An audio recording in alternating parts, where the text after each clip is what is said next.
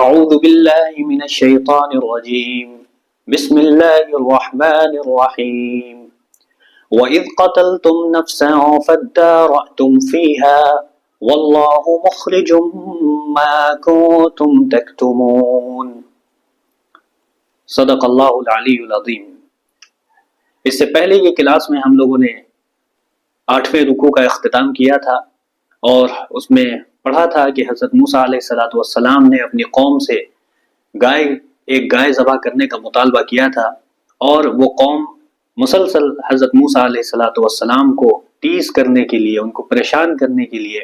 سوال پر سوال کرتی رہی کہ آپ ذرا اللہ سے پوچھئے کہ وہ گائے کیسی ہونی چاہیے، تھوڑی اور وضاحت کر دے، تھوڑی اور وضاحت کر دے۔ پھر حضرت موسیٰ علیہ السلام ان کے مطالبات پر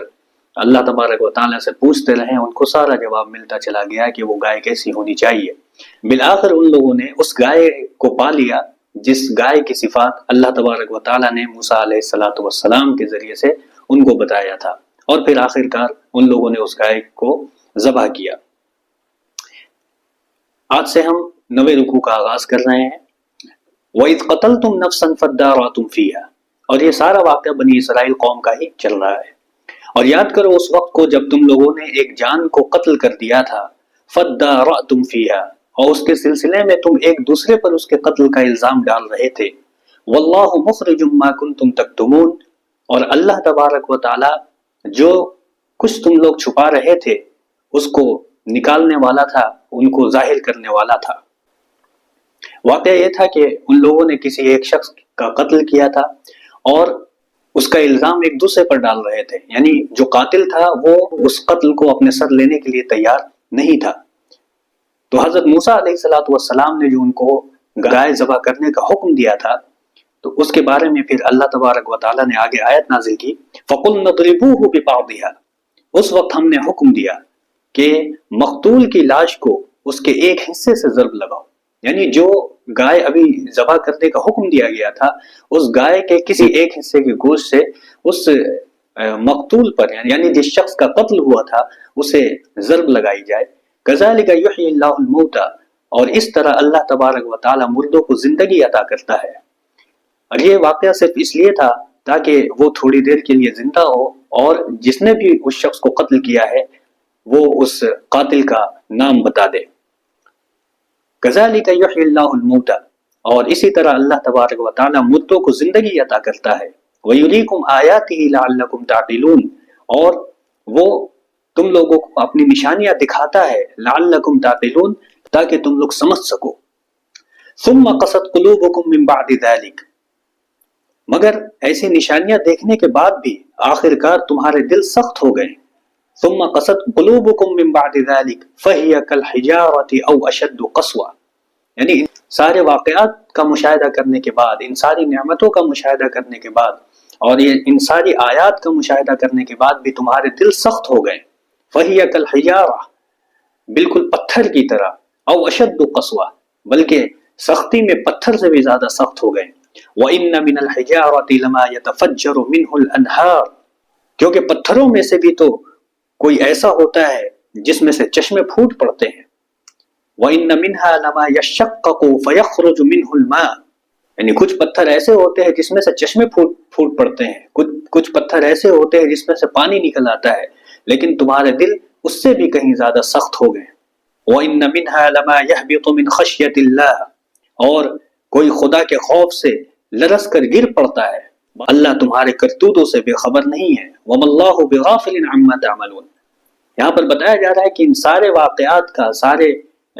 ساری نعمتوں کا، ساری آیتوں کا تم لوگوں نے مشاہدہ کیا، لیکن اس کے باوجود تمہارے دل سخت ہو گئے، وہ پتھر کی طرح ہو گئے، بلکہ پتھر سے بھی زیادہ سخت ہو گئے۔ حالانکہ پتھر کو بھی دیکھا جائے تو بسا اوقات پتھر سے چشمے پھوٹ پڑتے ہیں، بسا اوقات پتھر سے پانی نکل آتا ہے، بسا اوقات وہ خدا کی خشیت کی وجہ سے گر پڑتا ہے،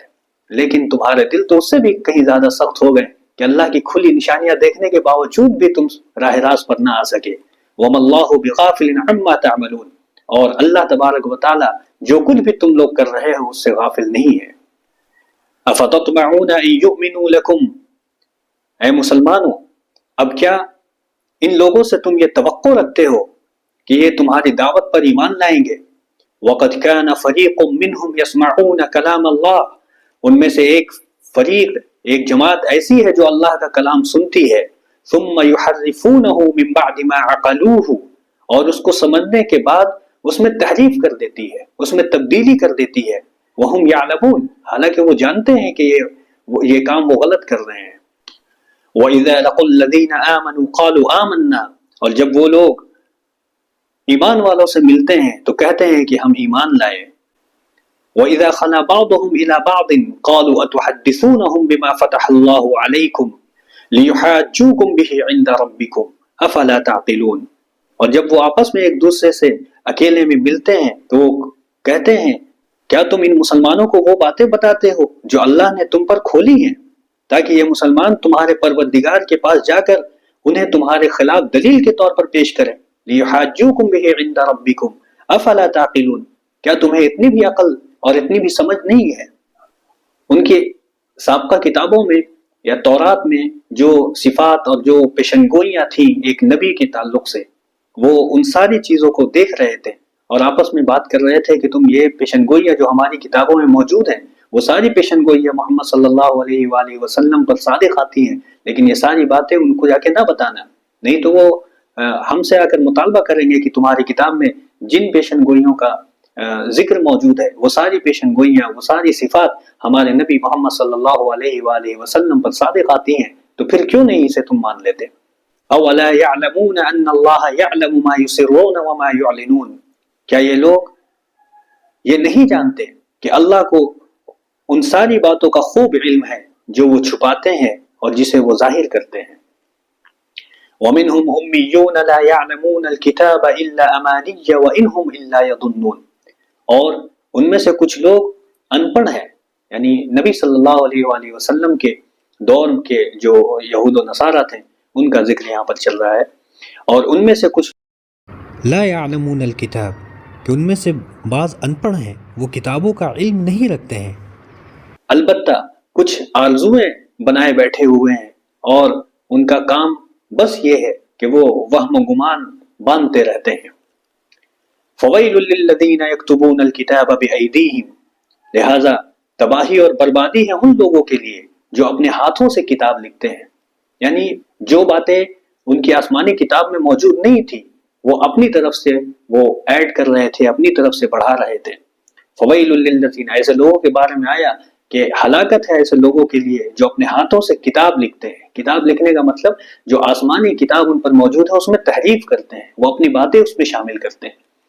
ثم یقولون ھذا من عند اللہ، اور پھر وہ لوگ کہتے ہیں کہ یہ اللہ تبارک و تعالیٰ کی طرف سے نازل ہوا ہے. لیشتروا بہ ثمنا قلیلا، تاکہ وہ ایسی باتیں لکھ کر چند ثمنا قلیلا، تھوڑے پیسے حاصل کر سکیں. فویل لہم مما کتبت ایدیہم، ہلاکت ہو ان لوگوں کے لیے مما کتبت ایدیہم، ایسی باتیں اپنے ہاتھوں سے لکھنے کے نتیجے میں ان کے لیے ہلاکت ہے. وویل لہم مما یکسبون، اور ایسی باتیں لکھ کر جو چند پیسے وہ حاصل کر رہے ہیں ایسے لوگوں کے لیے ہلاکت ہے. وقالوا لن تمسنا النار الا ایاما معدودا،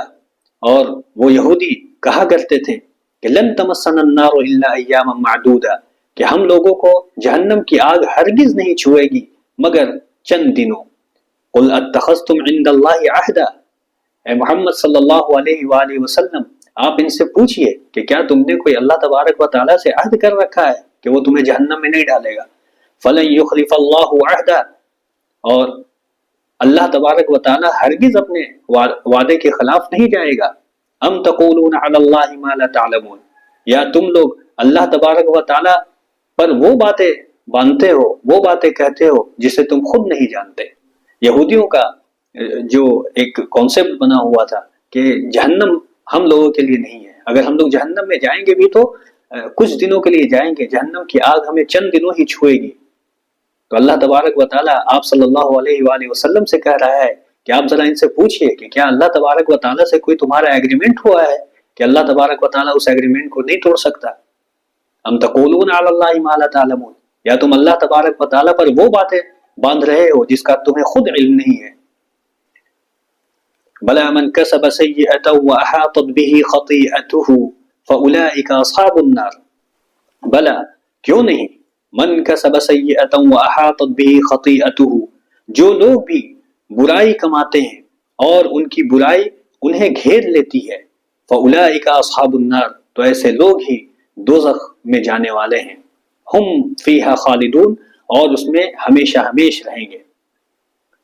والذین آمنوا وعملوا الصالحات اولئک اصحاب الجنہ اور جو لوگ ایمان لاتے ہیں اور نیک عمل کرتے ہیں وہ جنت کے رہنے والے ہیں، ہم فیہا خالدون اور وہ ہمیشہ ہمیش اسی میں رہیں گے۔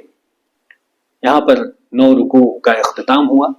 یہ سارے واقعات جو ہم اور آپ پڑھ رہے ہیں، یہ سارے واقعات ہماری عبرت کے لیے ہیں، ہماری نصیحت کے لیے ہیں۔ جس طرح بنی اسرائیل یہ سمجھا کرتے تھے کہ ہم جہنم میں نہیں جائیں گے، اگر جائیں گے بھی تو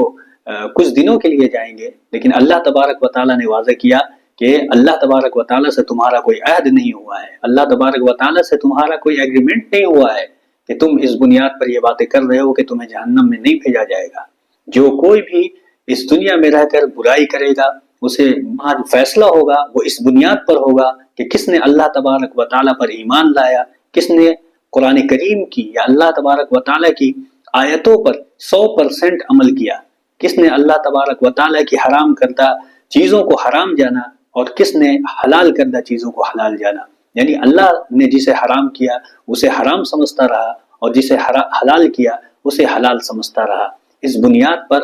اللہ تبارک و تعالیٰ کے یہاں فیصلہ ہونا ہے۔ اللہ تبارک و تعالیٰ کی کسی سے رشتہ داری نہیں ہے۔ اللہ تبارک و تعالیٰ چونکہ مالک یوم الدین ہے، روز جزا کا مالک ہے، اللہ تبارک و تعالیٰ عدل کا حامی ہے اور عدل کے ساتھ ہی ہر انسان کے کیے کا بدلہ اسے دینے والا ہے۔